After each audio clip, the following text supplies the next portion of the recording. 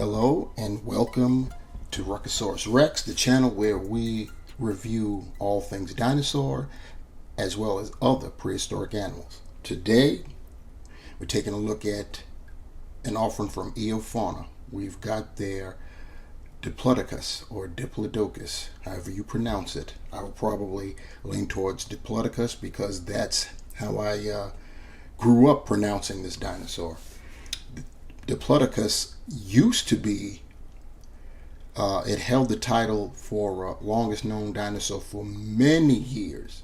And then next thing you know, we started to discover titanosaurs from the Cretaceous period, and they actually eclipsed Diplodocus in size, and by a great amount. Diplodocus grew to from 79 to 85 feet long, which is long, and you can see that it's mostly neck and tail. The tail alone is about 5 times the length of the body, and the and then you add the neck.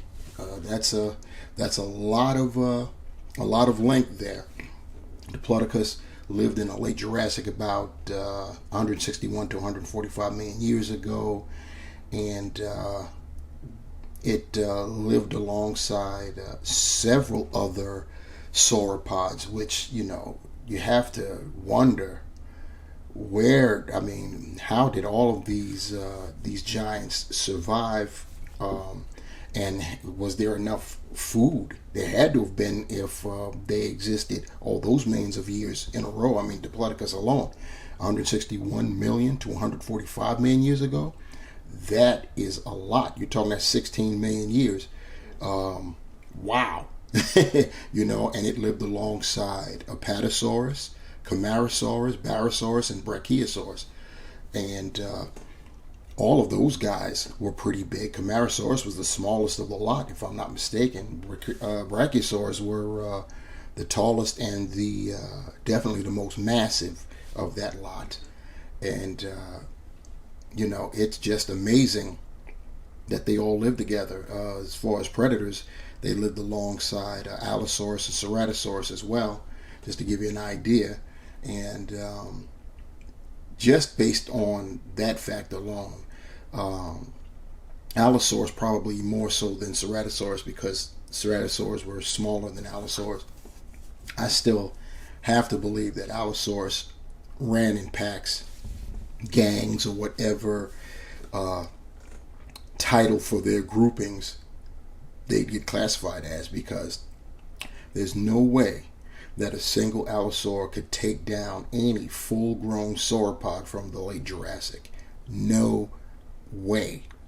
I even have a sideshow statue of a young Camarasaurus, which was still massive, and the model, or rather it's a statue, has 2 allosaurs taking it down or attempting to take it down. And the way how it looks, one of the allosaurs wasn't going to walk away from it, because they were bringing it down, and it looked like that Camarasaurus was going to fall on the Allosaurus.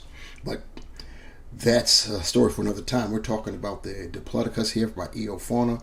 As you can see, I've got the model standing there in the plastic that keeps the feet from warping, as well as the little packet that comes with it.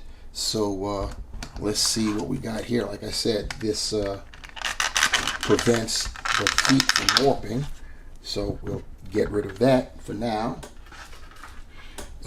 They don't come in boxes or packages like that. They come in sometimes plastic bags, but they don't have any of their individual packaging for themselves. And so that's I guess that's one way how they keep the costs down. As I remove that from our Diplodocus, let's get him back in frame there, and you see you get this little folder here that comes wrapped around its legs, and it has information on it. In there it states how big it was, how long it was, how much it weighed, and it has some more information in there. and in other information about Eofauna itself. And then there's this card that it comes with that shows an illustration of the animal, as well as more information down there. So that's a pretty cute thing. And of course, on the other side, you've got the logo, Eofauna. So that's pretty cool too. So now let's take a look at the animal in question. I'm going to attempt to do a close-up of its skull, but as you know, with the sauropods and their small heads, that's easier said than done. So we'll see how well we can do this, how close up we can get. Before we begin, please like, share, and subscribe to this channel. And yeah, if you want to catch any other reviews, please hit that notification bell as well. And of course, comments are always welcome. All right, enough with the housekeeping. What we have here, we're talking about the Eofauna Diplodocus, or Diplodocus, however you want to pronounce it. The first thing I want to state is this is a very highly detailed model, and the great thing is that Eofauna is not very expensive. I'm trying to remember how much it cost for this. I believe it was $39.99. I actually think it was $44, but I got this from Happy Hen Toys. They were running an Eofauna sale. Everything that they have from Eofauna was on sale, 10% off, and so I took advantage of that and had them send me it. It only took a week from the time they shipped for it to get to me. So very appreciative of that, and yeah, so I'm happy with that. Anyone that's been following me from the beginning, which hasn't really been all that long, you guys know my MO. I really only collect the higher end models because of their attention to detail and dedication to realism. I like my models to look like they're alive, like they're real life. And every once in a while, I'll dip out of the usual suspects, the PNSOs, the Rebors of the world, you know, the GR Toys, etc. And Eofauna will, on occasion, they will fit that bill. They did so with their Giganotosaurus.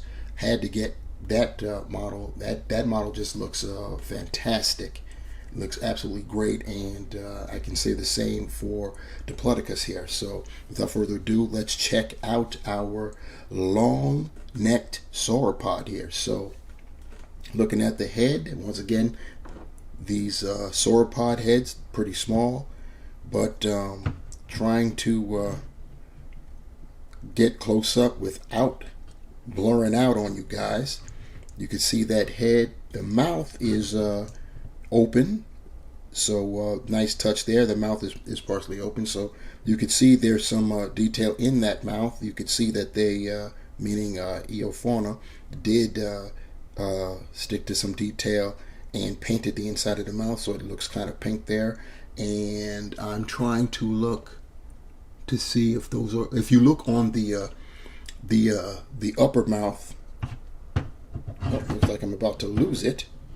There we go again. If you look at the upper mouth, you can actually see teeth up there. So that's pretty cool. They were grinders with their teeth. You know what I'm saying? And they probably swallowed stones as well to help with their digestion. They apparently ate the hard stuff, if you will. Looking at the rest of the skull, you can see some of that brown there, and you can see the nice pupil of the eyelids going down. The color is I'm going to give it my own. I'm going to say that that the brown that this Diplodocus is sporting is kind of like a platinum, and you'll see what I mean as we get towards the body. And there's some stripes. You see there's some like gray highlights within that. Like I said, I'm going to call it platinum. As we go down that neck, and you see the striping is more pronounced right there. And then here we go when we look at the body itself. You see you got the osteoderms there, but the top there, to me, Yeah, that's looking kind of platinum-like in color, and then it transitions to a darker brown, spotted, darker spots, and then you get to the belly. It's dark there. You got some wrinkles, and then the underbelly is it gets light. Looking at the forelimbs, you see they're dark, and Eofauna has stuck to attention to detail and accuracy. You can see it's sporting those, we'll call them thumb spikes that are always on the inside, pointing towards one another with the legs. And then on the back, once again, as sauropods would have, they've got the three clawed toes there, and then the other two toes, they're just toes. And you get that same coloring. The whole lower half is this color, brown, dark, as it goes down to the feet. Then as we continue on, you see that that striping is actually at the bottom, working its way to the top, and then the top of the tail has got that platinum as it tapers on. It keeps going on, as you can see. We just keep going and going and going. The tail curls, as you can see that right there. And then, of course, the same thing on the other side. It's something when you have these sauropods, and as long as they are. But you see the same thing. Got the same thing. On that left side, you see that the animal is pushing off on that left hind leg, and is stepping forward with that left forelimb right there. Looking at the middle, it's got the spines there going right down, all the way down. They get a little bit taller as you get towards the rear hips, and then they immediately start to reduce down in size again, and those spines continue all the way on down until the very, very tip of the tail. And I'm trying not to lose it. I see that it's blurring out there. Apologies, but dealing with a critter this size, that's gonna happen. So getting him back up there so you could see his beautiful face, we're going to zoom out now. This Eofauna Diplodocus measures about 24.5 inches long, and it's scaled at 140. So it's not 135. Obviously, I just said it's 140.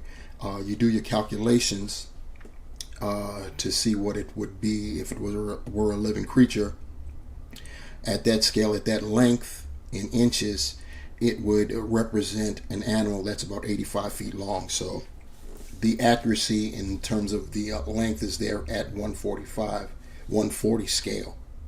And my bad, I said 85. It would represent an 81 foot long animal. So that's, like I said, they were estimated to be between 79 and 85. So it's just above that bare minimum length estimate. If you're trying to fit this in at 135, that measurement of 24.4 inches would make this a I want to say 75 foot long animal, somewhere in there, 71 foot long animal. Now that I think about it, at 135 foot scale, 135th scale, it would represent a 71 foot long animal. So it would be technically a subadult. So you could fit that in like that, and that's what it would represent, a subadult Diplodocus. So yeah, pretty nice there. Move it to the other side again. I mean, this is pretty long. I think if it were a 135 scale animal, it would probably be 28 inches, 26, 28 inches long, which is just me looking at this model in front of me. It's almost unfathomable to think that if we wanted an accurate one, it would be about 3 or 4 inches longer than this guy. And if I'm not mistaken, I think PNSO, there are rumors that PNSO are working on a Diplodocus. I don't know if it's supposed to be 135th scale or something else, but it's going to be long. Trust and believe that. Anyway, let's go in for some comparisons. First up, we have the PNSO Mamenchisaurus, the second version of the creature, the more accurate depiction of a Mamenchisaurus. And this too is 140 scale. It's on the PNSO box all the time that it's 135. But trust and believe that Mamenchisaurus is scaled at 140. And Mamenchisaurus was supposed to be, it was estimated to grow up to about 65 feet long. And these two scale beautifully together. This Mamenchisaurus actually represents a 62 or 63 foot long animal. So that's right in there. So yeah, these two scale beautifully together. You can't really see it from my angle, kind of so you can, because you see the Diplodocus's tail is curled up back there, but that tail represents the difference in their lengths. So and you can see their body sizes look very, yeah, you know what I'm saying, they look very, very similar. Like they are, you could tell they are definitely in scale with one another. So I love this matchup. And next up we have the recently reviewed PNSO Lingualong. And if you can look at the size difference here in terms of the mass, I'll try to move the Lingualong back further so you can see how thick the body is. I may have to go profile. In fact, I will. I'll go profile so you can see it better. And step him back some, step her back some. You can see how big the Lingualong is. That's because I told you guys that to stress the point about the scales. The 140 versus 135 scale. Now, Lingualong was not as large. Wow, got my Diplodocus out of the frame there. Was not as large or as long as Diplodocus. But you see from this model how it compares. That's because the Lingualong is an accurately portrayed, scaled model from PNSO. Lingualong was also 65 feet long, just like our previously shown Mamenchisaurus, but you saw the size of the Mamenchisaurus at the 140 scale versus a 135 scale. So you're like, you know, the scales are only different by a factor of 5, but each number is a significant difference working its way up, you know. So like the difference between a 130 and a 135th scale would be different. It would, you know, that 130 scale would be larger than this. So that just lets you know, like I was saying, if PNSO is thinking about doing a 135th scale Diplodocus, I mean, this 65-foot animal that's represented at the 135th scale, and you see the size of that, next to an animal that's supposed to represent an 81-foot long animal at a 140 scale, that gives you an idea of how long and large a PNSO Diplodocus at a 135th scale would be. And finally, bringing up the rear, we've got another Eofauna offering, and in still my opinion their best offering, but then again I'm biased. You know, I always lean towards the theropods. I'm loving the Diplodocus as well. I think that's beautiful. They're probably neck and neck, no pun intended, since we're talking about sauropods, in terms of how well these two models were executed. But yeah, that jig is something else. I can tell you that right now. And the other thing too, the jigger is scaled at 135, so you can definitely see the difference right there. It's definitely out of scale with the Diplodocus. It's too large. You know, this would have to, you know, when you're looking at these two, this Diplodocus would have to be a juvenile. It wouldn't even be necessarily a sub-adult. This would have to be like a juvie Diplodocus if you're going to you know, like show these two together, even though they lived in different times and places. And so yeah, so I mean, you would just have to you know, fudge it in if you want to. But yeah, that's our Eofauna Giganotosaurus up next to our Eofauna Diplodocus. So in closing, the Eofauna Diplodocus is a very, very nice model, a very excellent representation of what was formerly the longest known dinosaur up until the 90s and the early 2000s, when titanosaurs started being discovered all over the place. And it's just crazy how sauropods have, if you go all the way back to prosauropods in the late Triassic with Plateosaurus, they've existed from the late Triassic all the way to the end of the era of dinosaurs. So sauropods, highly successful. I'm still trying to figure out how, considering their size. You would think their very size would have eventually worked against them, and they seem to have they've strove it. It's crazy, you know. They, once they get to a certain size, they had no natural predators unless they were old, weak, and sick. You know, the young ones. You know, we know that sauropods laid a lot of eggs because they're slow-moving animals. So a lot of the juveniles and adolescents, especially the hatchlings, were getting taken out. Just like think of sea turtles. Sea turtles lay a lot of eggs too, and a lot of sea turtles don't even they've never even felt the ocean water because they get taken out between the ocean and their eggs on the way to the ocean. So that had to have happened a lot to sauropods. They laid a lot of eggs, and most of them probably got taken out when they were small enough to get taken out. Those fortunate enough to make it to a certain size, and that's all they had to do was make it to a certain size. They didn't even have to be full grown. Just make it to a certain size where it would be more than problematic, to say the least, for any predator to mess with them, unless it were in packs and stuff like that. So once they got to that certain size, they really thrived after that, because they would, you know, nobody could mess with them. It's just absolutely crazy. And I do understand why there are a lot of people who are fans of these animals.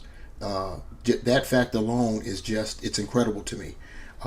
As far as this model, I love the coloration on it, the attention to detail, the accuracy. The length of that tail is just crazy. It's going to be great, 140 scale.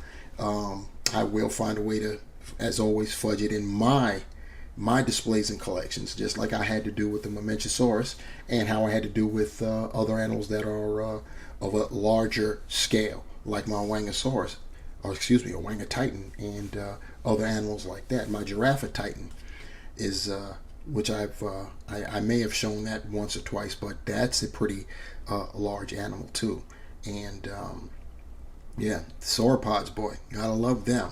Anyhow, guys, please like, share, and subscribe, and definitely leave comments, criticisms, critiques, questions, whatever you have. I'm for it. So please do me that solid, and if you want to be notified when I upload another video, please hit that bell and you will be notified. This is once again the Eofauna Diplodocus here on the channel Ruckosaurus Rex. Thank you guys for watching, and take care.